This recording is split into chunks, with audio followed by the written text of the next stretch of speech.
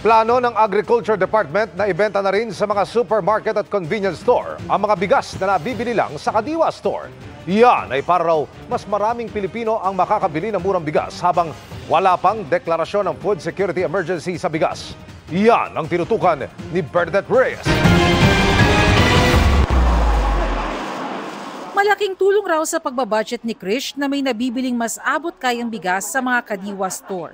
Pero kalimitan makikita lang ito sa mga piling palengke at sa mga rolling store. Mahal din po kasi sa grocery, mahal din yun. Kaya lang kung iparehas na yung price sa labas at sa grocery, it's better. Para isa na lang po. Kung saan ang mura, doon kami.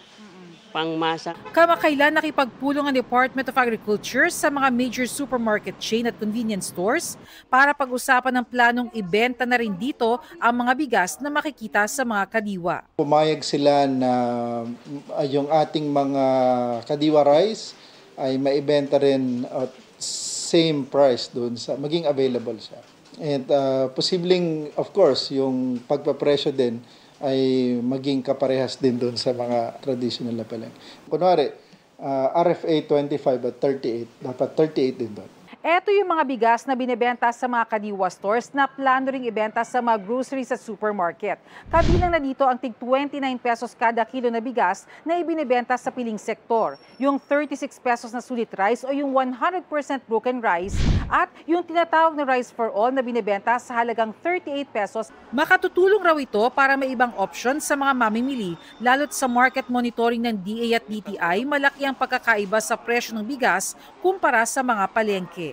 Yung ating rice for all na 25% ay 38 pesos. Yung rice halimbawa ng imported at the same quality nasa 45 pesos. So a difference of 7 pesos. Samantala, sa kabila ng bumababang presyo ng bigas sa mga pamilihan, mahalaga pa rin daw na ma-release ang buffer stock ng National Food Authority para makapamili ng palay sa panahon ng anihan.